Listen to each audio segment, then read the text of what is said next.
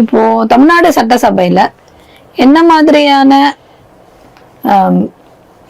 தீர்மானம் நிறைவேற்றப்பட்டா இவங்களுடைய இந்த பிரச்சனைக்கு நிரந்தர தீர்வு வரும்? அதாவது தீர்மானம் நிறைவேற்றப்படுவது, கடிதம் எழுதுவது, இதுக்கெல்லாம் ஒரு தீர்வே கிடையாது.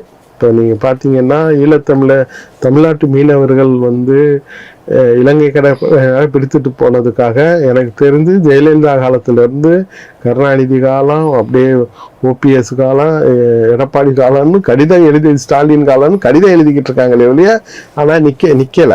அப்போ ஒரு முறையான செயல் தளத்துல தான் இது இருக்கணும். அதே மாதிரி குடியுரிமையை பொறுத்தளவுல தமிழ்நாட்டு அரசால ஒன்றும் செய்ய முடியாது. ஆனாலும் தமிழக அரசு மத்திய அரசுக்கு நெருக்கடி கொடுக்க முடியும். எங்க மாநிலத்துல எங்க தொப்புள் குடியுறவுக்கு நாங்க குடியுரிமை கொடுப்போம், இங்க குடியுரிமை கொடுப்பதற்கு இந்திய அரசு தடை செய்யக்கூடாது, நீங்க கொடுக்கணும்னு சொல்லி பண்ணணும். ஏன்னு கேட்டீங்கன்னா அதைத்தான் நான் சொல்றேன். ஆப்கானிஸ்தான், பங்களாதேஷ்ல இருந்தும் பாகிஸ்தான்ல இருந்தும் வந்தவங்களுக்கு குடியுரிமை கொடுக்கும் போது ஏன் இவர்களுக்கு கொடுக்கலைன்னு இந்த 39 எம்பிக்களை வச்சு பாராளுமன்றத்தை நீங்க அமக்கலப்படுத்தணும் இல்லையா?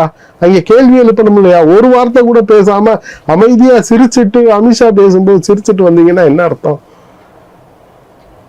அப்ப இவர்களுடைய இது முழுக்க தமிழ்நாட்டு அரசினுடைய தவறு, தமிழக முதலமைச்சருடைய தவறு. தமிழக முதலமைச்சர் தன்னுடைய கட்டுப்பாட்டுல இருக்கிற எம்பிக்களை, தன்னை கூட்டணி கட்சிகளை எம்பிக்களை வச்சு பாராளுமன்றத்துல எழுப்பி அவர்களுக்கு குடியுரிமை கொடுக்க வைக்க வேணும், வைக்க அவரால் முடியும், அவர்களால் முடியும்.